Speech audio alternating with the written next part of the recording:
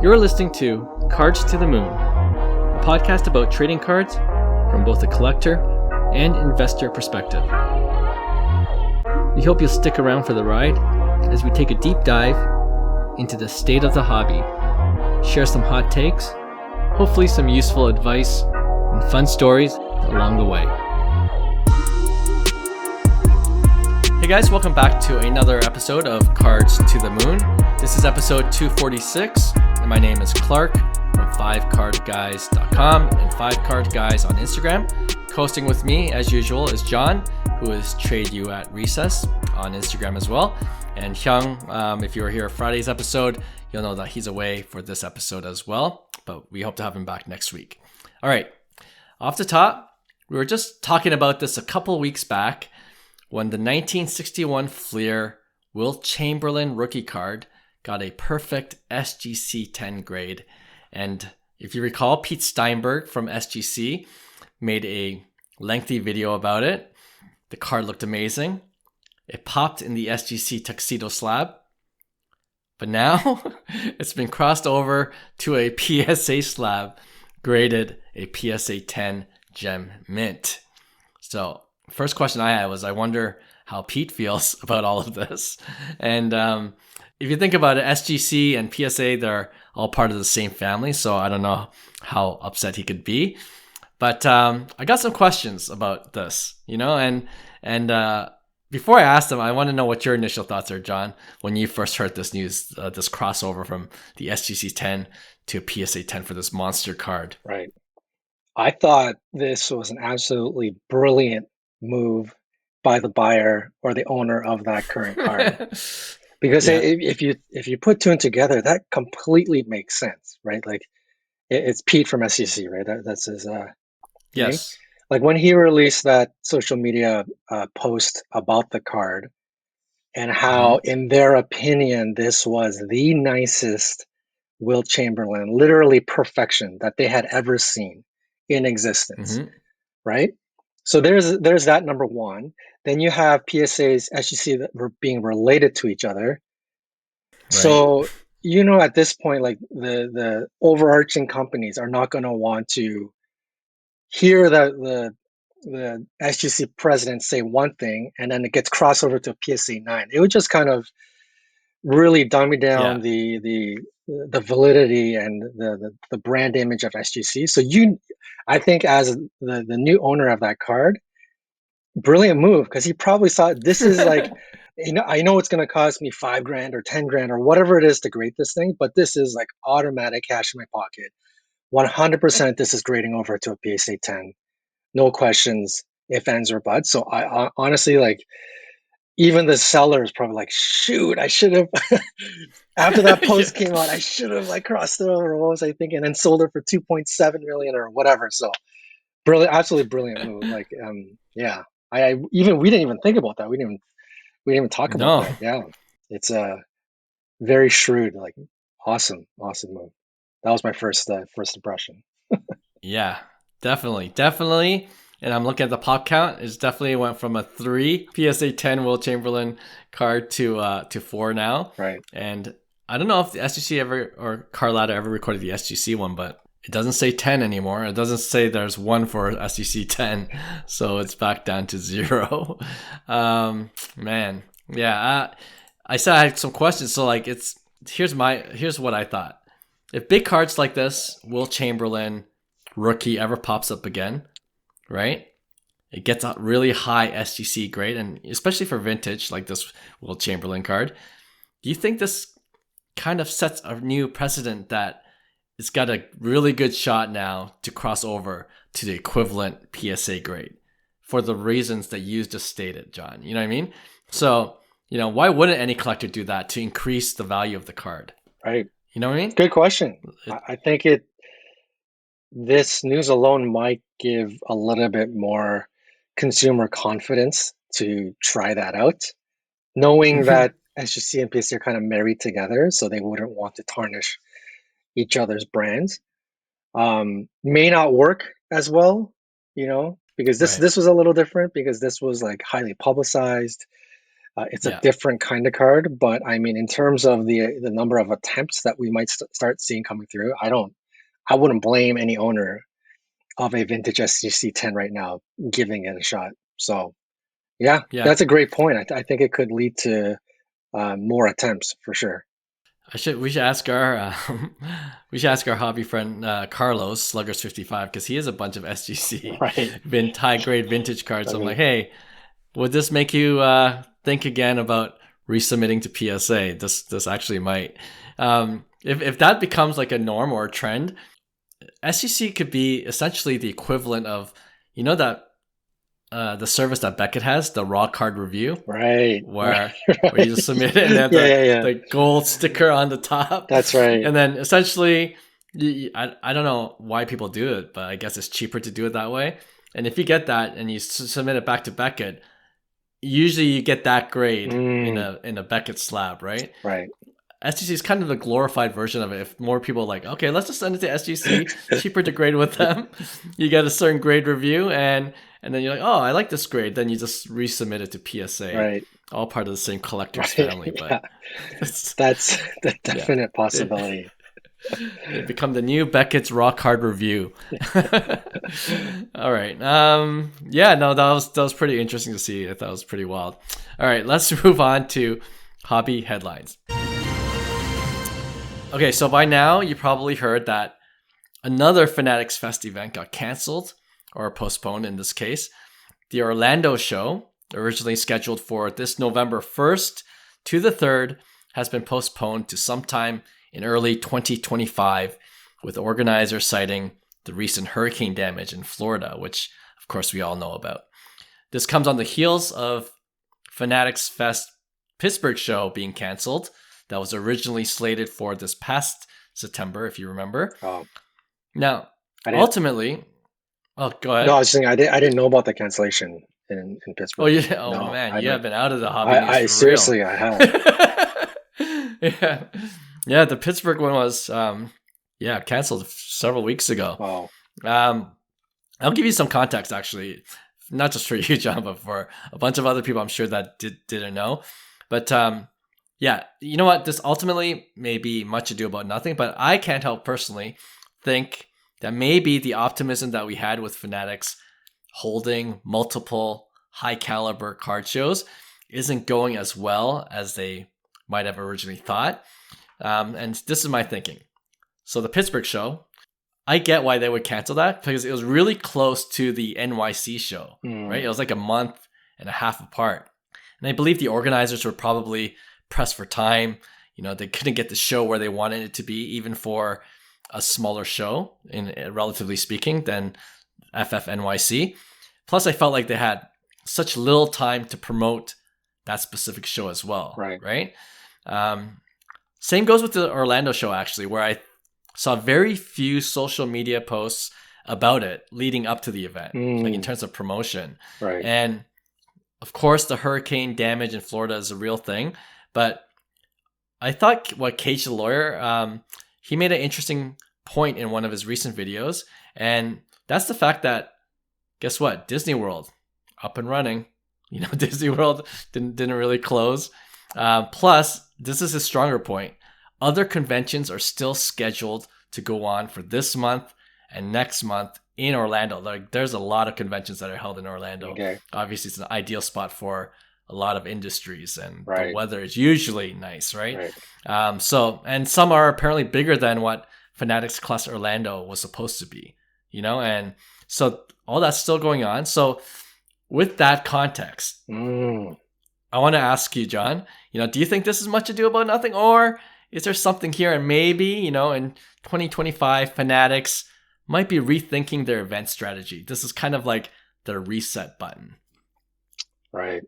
I, like after that context, it does sound a little bit like this is a perfect way for them to Right? use the hurricane as a bit of an excuse for some sympathy, Sure. right? And then fans wouldn't be too disappointed and oh, here we go. And maybe we're not sitting Yeah. here debating whether this is a part of their strategy failure and maybe they're rethink. I don't know. So Yeah. I'm gonna have to probably sit right in the middle and say that it's somewhere in Okay. between. I feel like there is some. Uh-huh. I think there is some truth to it, right? Like I think you're right about the cancellation of the Pits. That makes sense to me a bit. Hmm. They went so all out that there's just such little attention and marketing and promotion around the Pittsburgh event that it is what it is. Like you just had to take the L on it, and then the Orlando one. Right. Like I mean, we're right now we're not in the greatest of economic times, right? So Hmm. to have, it may not even be Fanatics' fault. It may be just the the the environment right now where, like for example, even us, like the three of us, um, going to New York or going to Florida, we can only choose one. Like I would think most people from Right. coming out of town, unless you're pretty hardcore into the hobby, Hmm. you are probably going to choose one event for that year or two events or something like that, right? And if you can Yep. only pick one or two events, it's going to be the main Fanatics Fest and it's going to be the national, and then you really Yes. don't have time for anything else. I mean, maybe Dallas Card Show, maybe the what you call it, the one out in California, the Burbank. Burbank, like that It's called. It's yeah. Sorry, you're going to No, say? I was gonna say it's called the Oh, has it West changed? Okay, Coast okay. Card Show now. Yeah, yeah. Okay, sorry, Anyway, I stand yeah, I get corrected. it. But like those are probably the biggest ones you would choose, right? So then Hmm. these other Fanatic shows kind of go by the wayside, and in this current economic climate, like people don't really have the money to do that. So unless the strength of the city is there to kind of support it, then and obviously Orlando, or maybe that's really the excuse. Maybe Orlando just in this, after the disaster and everything that's happened, maybe there's just not enough strength in the city to kind of handle and make it a successful show. So, I mean, clearly they knew Yep. it was going to be Nell one way or another. Yeah. So, yeah, definitely. I think to your question at the beginning, will this become a part of rethinking of their strategy? I think so, for sure. They maybe went Yeah. a little bit too, they Aggressive. went a bit too aggressive, thinking the Yeah. maybe the economy was going to rebound earlier this year, and it's still kind of laying a bit stagnant. So yeah, Hmm. it's not really to their fault, but yeah. Yeah. No, it's a good point about the whole state of the economy right now. You know, there is a U.S. election coming in a couple weeks, so that's maybe on people's minds as well. Mm, So a lot of things happening south of the border, and like I said, it could be much ado about nothing. Everything could be the status quo for 2025. Just everything is a bit delayed. But I don't know. It made me think, and for me, it's like let's see how the sports card market does too, right? Like we think it's rebounding, but how fast is it rebounding? How fast is it growing? I think that might be a factor in how aggressive Fanatics will want to be mm, in terms of organizing bigger card show events, right? Because I have no idea like about the Fanatics Fest NYC event that Hyung and I were able to go to. It was like an awesome time for people that went, but I wonder if it was profitable, and if mm, it was, how much money did they actually make? Like something like that would have cost a lot of money to organize and to hold and to host, right? right. And to do that many times over could be one of those things like, oh yeah, we didn't get what we were targeting, so the Pittsburgh cancellation made sense to me, and this Orlando cancellation obviously made me think even more about it. So, and you kind of mentioned like, in terms of what they might think about in the future, right? In terms of like how they want to plan it. And if they do use this as a reset button for 2025, what kind of things should they consider, right? So I got a couple ideas and you tell me what you think about them. And I was thinking about like this in context of what we're used to seeing at like card shows, big card shows, the Sports Card Expo in Toronto. We're probably going to that next month as usual, All right, right? forgot about that. It's coming up. Nice, coming up.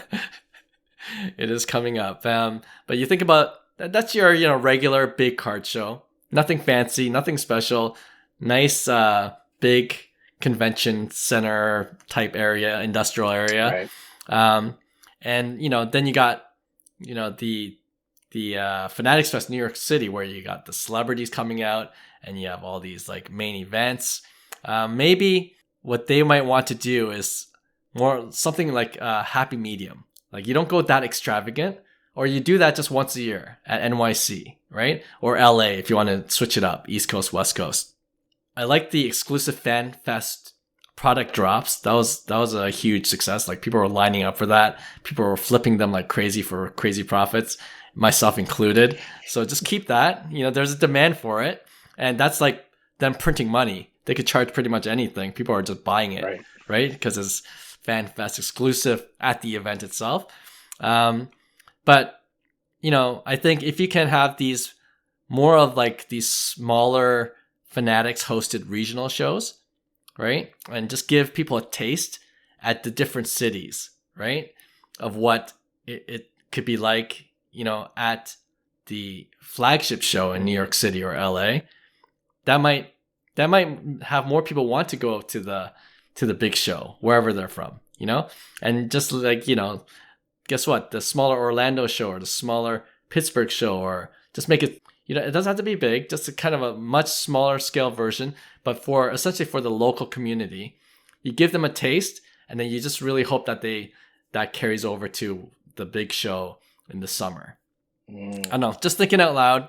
I think Fanatics Fest could use some kind of strategy where, they kind of like, because I felt like even with Orlando, they try to make it really big. The convention center, we talked about this in our podcast. I think it's like the second biggest venue in Orlando. So they're really going out. And kudos to them. Actually, I really wanted to go to the Orlando one. And I was like, trying to convince my wife to like, hey, we could take the kids to Disney and make a family trip out of it. But then my wife was busy that weekend, so that kind of kiboshed everything. Right. So when I found out that this is postponed, I'm like, oh, that's amazing. Maybe I could go to the one when they reschedule in early 2025, right? Yeah. But and I'm hoping to still go wherever, whenever it is. But just long term kind of planning for Fanatics Fest. For sure.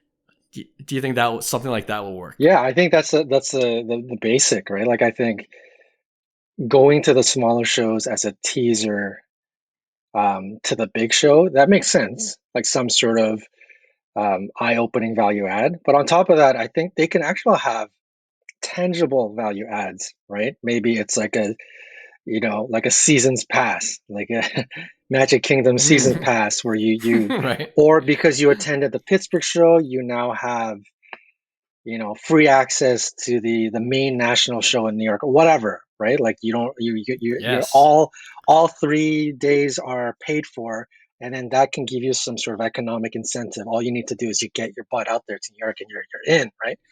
So I think if there's some sort of value add between all the shows related and linking them together, that will certainly be huge. I don't know, maybe like something like the membership is not strong enough, but that's just like off the top of my head.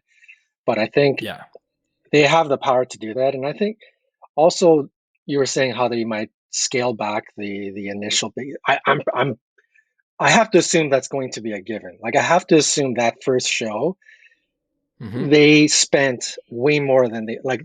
Definitely, like the inaugural, they spent way more. So I think for most hobbyists and fans, you can't expect like all the superstars to show up next year. Like I think temper your expectations, because I think next year won't be as wild and crazy, because I just otherwise they won't be able to make any money off of or maybe maybe Fanatics is so big that this isn't even about making money. This is just one giant marketing event, and it's not even about profits, right? So maybe I'm underplaying. Yeah, maybe I'm underplaying Fanatics. Maybe it will be crazier and crazier every year. Who knows? Yes, that's what I expect. Okay, I want to be able to just reach my arm back and touch Tom Brady next time as well. I don't have any lower expectations than that. But no, that's another good point. Yeah, maybe it is a pure branding marketing play, because obviously we know Fanatics is really good at that, right? And they've been doing a great job leveraging that strategy, and then hyping up their products that way. whether it's, apparel or even Topps Mercury boxes. So yeah, I don't know. Maybe I was just thinking out loud. Maybe if they really want to scale back, they just make their presence known at existing card shows, like the Dallas card show you were just saying, and the West card show, formerly Burbank card show. Maybe they go back into those card shows and make a bigger presence there, Yeah, and, sure. And if you go there, and they could still do that play where you said, like, so because you attended to this show, we'll give you a steep discount if you come to the New York City show next year. Get people to come out that way as well. Mm-hmm. But I don't know. It'll be interesting. And again, it could be much ado about nothing. Maybe they just go full steam. They just really thought they should postpone it. Yeah, till early legitimate 2025. excuse. It was just it was a legit excuse. Yeah. And this episode doesn't mean they're probably like, what are they even talking about? We're gonna go. Yeah.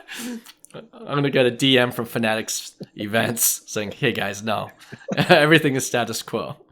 You guys are fake news. Make it." But this is what we do. All right, we like to speculate. We like to talk about hobby news, and if you guys, the audience, have agree with us, disagree with us, we would like to know as well. So you could DM us at 5Card Guys or at Cards to the Moon on Instagram, and we love to hear from you. All right, let's move on to our next segment we call Over Under. Okay, I don't know the last time we did Over Under.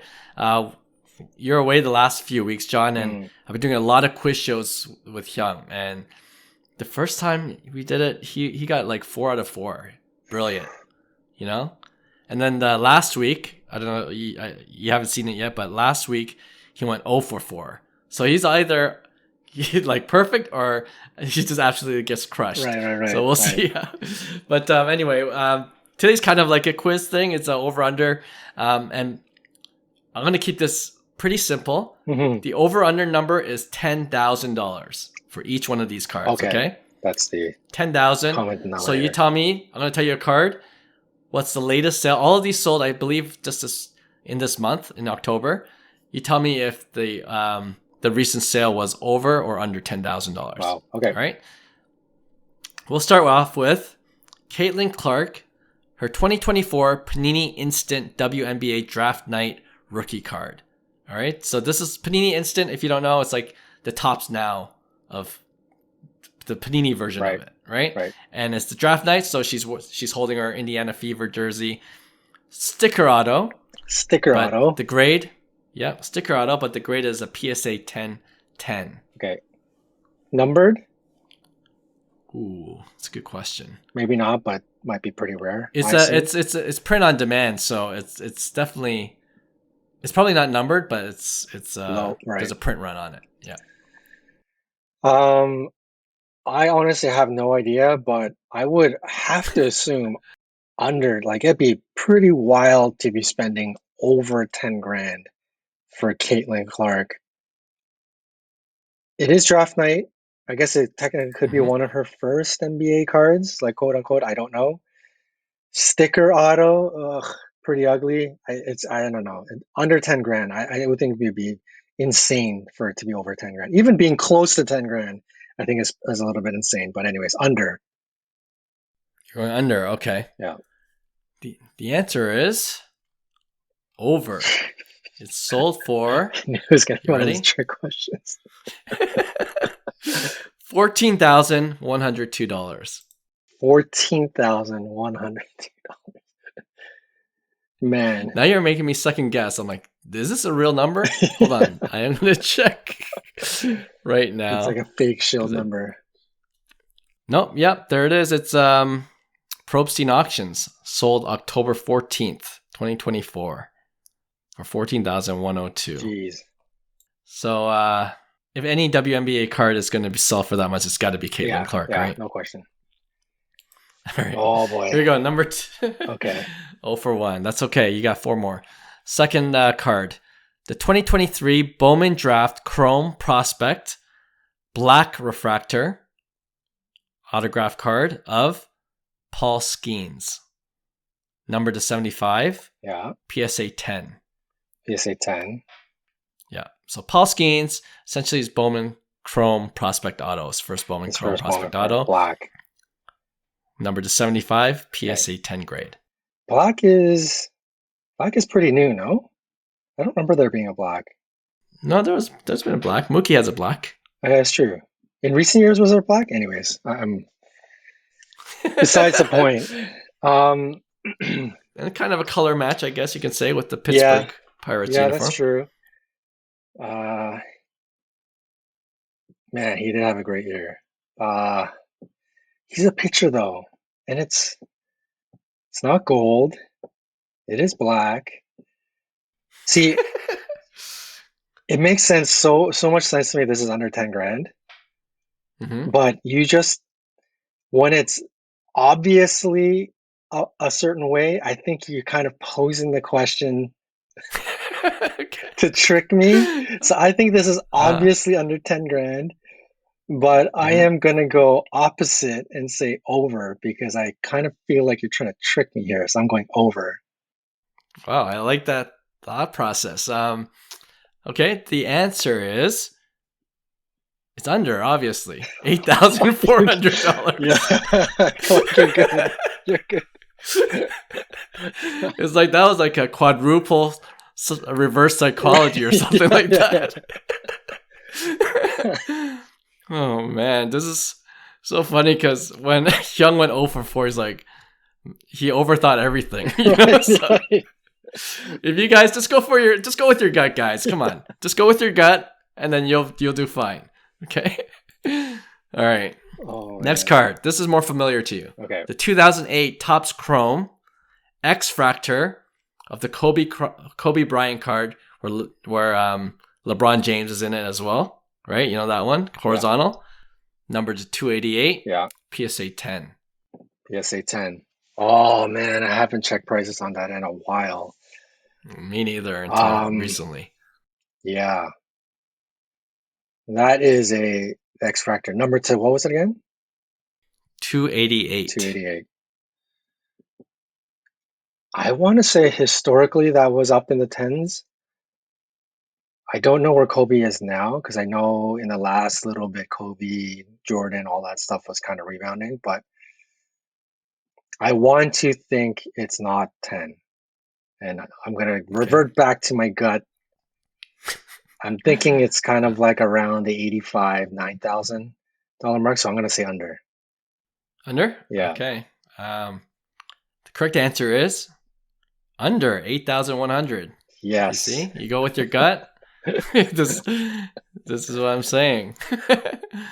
Yeah, that's I wanted this card. Remember we always talked about, this card in particular. Yeah. And the X-Fractor. Sure. I wonder how much the normal refractor is. I got to look into those prices. It should be a good deal. I'm going to guess it's a pretty good deal. Probably like $2,500 to $3,500. Man, I remember when the base was that. Right? You know what I mean? Oh my god. Of this card. I remember right when we got into the pandemic, when I first found this card, I remember they were like on eBay, like raw for like $50, and I was gonna buy like 10 of them. No way. I was like, maybe I'll just buy 10 of them and get them graded. And I kind of chickened out because at that time, to spend that kind of money was kind of insane. Yeah. So I was like, no, I can't do it. I don't know what I'm doing. I'm just gonna get burned. And I had big regrets. All right, I just checked the refractor PSA 10 of that card is 3,300 right 33. Now. Okay, so it's pretty. Yeah, that's held pretty strong. I think it's been at that number for a while now, like in and around that number. For the last couple years. Yes, you're right. Yeah. You're right. Yeah. All right, card number 4. Aaron Judge still in the playoffs. Yep. His 2017 Topps Chrome Sapphire Orange. Okay, number to 25. The Sapphire Orange refractor. Rookie card, PSA 1010. Okay, autograph has a 10 as well. Over under 10,000. Sapphire Orange Auto Rookie. I don't even think I know what that looks like. Because his main Topps Chrome is the one where he's catching the ball, right? That's like the main Topps Chrome image? I believe so, yes. Yeah. I don't know what his Sapphire Auto image is. Unless it's the same, just with an auto, but anyways. No, it's him. It looks like he just hit the ball and he's looking at the ball he just hit. Okay. Sapphire on-card auto. PSA 1010. It's a big card. Oh man, this one just like I don't even have a gut feeling on this one. It's just a pure guess. Um, like Aaron Judge's cards went down. I don't know where.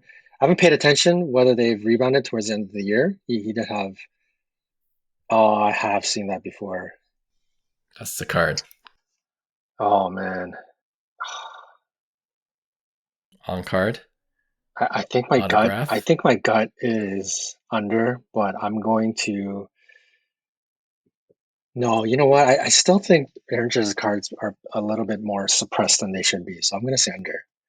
Under? Yeah. Despite him being in the playoffs? Despite him being, because I assume they're not as high as they were Before. during that Roger Maris home run. So they are a bit more suppressed than they should be. I'm going to say under. All right. Wow. It is under $8,500. All right. There you go. You're on a roll. You're on a roll. You're 2 for 2 or 2 for 4. Yeah. So this is a tiebreaker. You need this one. Yeah. You need this one. This is well, make or break. Okay, here we go. The 2023 Topps Now Shohei Ohtani Mike Trout World Baseball Classic. Remember where Shohei was striking out Mike Trout? Yep. It's autographed by Mike Trout. Okay. So it's an IP auto. Yeah. Okay. And it was graded a PSA 10, the auto authenticated. Okay. Over under 10,000. Oh.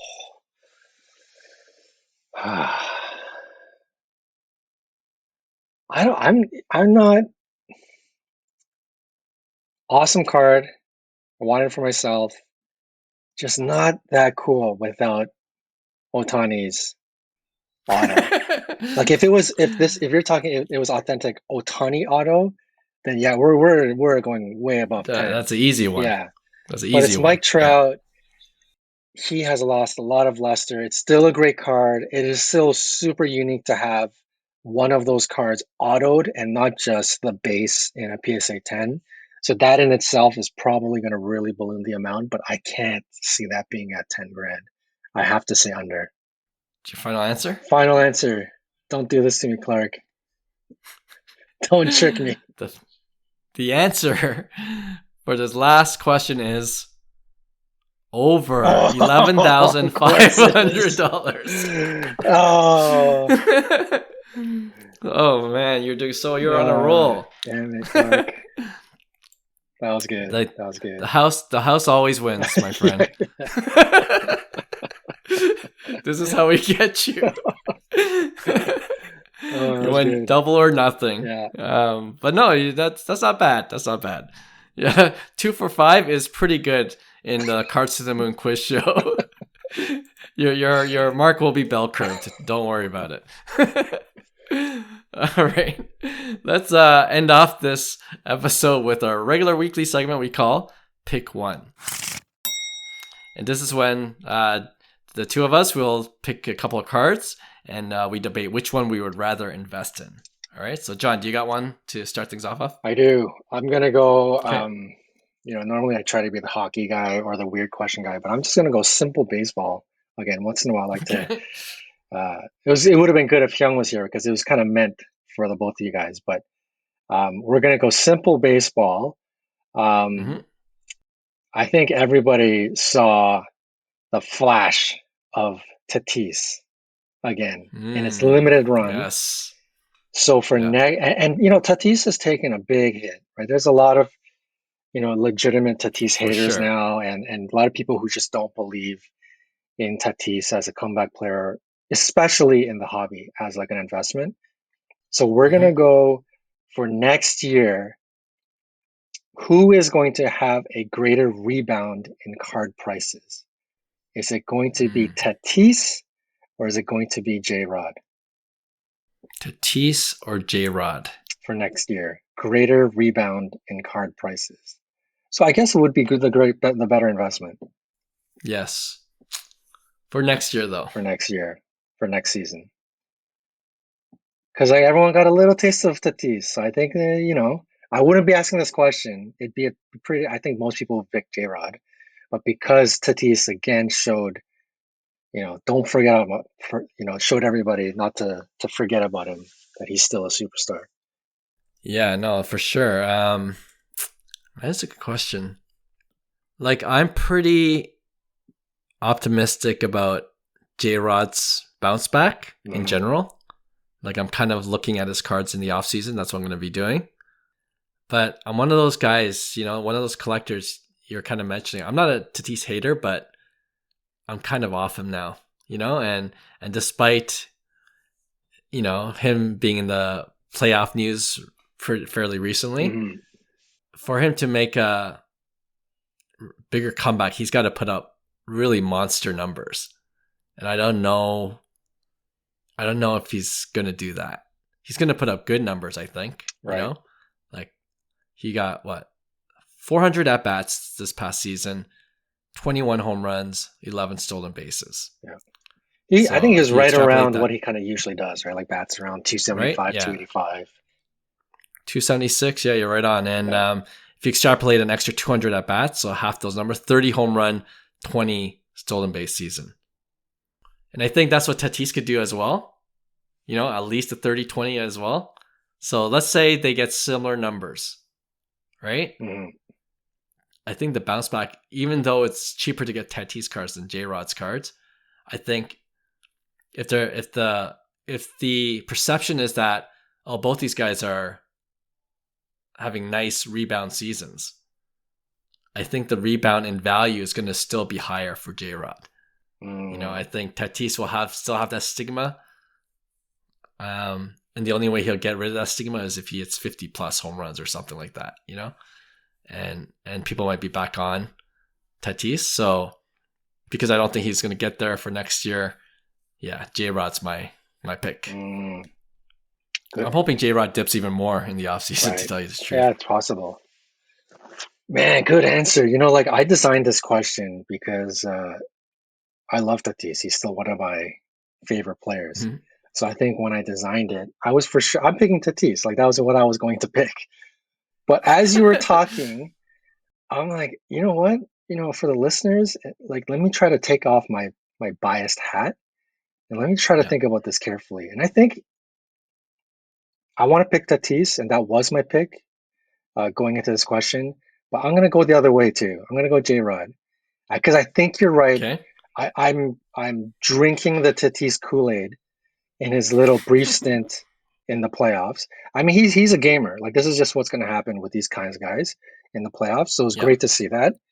But again, extrapolating that over an entire season, and especially we know now, being in sort of the lull years for Tatis, and not only lull years, but just having lost confidence in fans and investors in general, it would take a pretty monstrous, heroic type of season for him to kind of become back into hobby darling kind of conversation, like a 55 home run type of season where he's contending for the Triple Crown. Like it'll take some valiant effort. So I think as you were saying that, I was like, man, I think Clark's right. I think I'm kind of drinking a little bit of the Tatis Kool-Aid and I'm tricking myself. And J-Rod is much easier. Like he's going into that kind of magic superstar fourth year where like all of these dudes, Tatis, Acuna, Vladdy, they just have monsters fourth years that Chung kind of pointed out one year. So I think if you're a bit of a betting man on low suppressed cards, I think J-Rod is the right answer. I don't want to pick J-Rod per se, but I think that's the right answer. I think you got it. Yeah, and J-Rod is a couple years younger, 23 now versus 25 for Tatis. And there's a lot, listen, this is intangible, but there's a lot of LA collectors, okay? A lot of Dodgers fans kind of turned on Tatis during that series, man. Turned on the Padres in general because they're showboating. But man, that was a fun series to watch, though. That was awesome. All right, I like that one. Good question. Okay, here's mine to end off the show. I'm going basketball. We're kind of, Nice. switching it up a little bit. These are two high-end Michael Jordan cards, okay? And they both sold October 13th, so just last week, for about $22,000 on average. Ooh. Okay?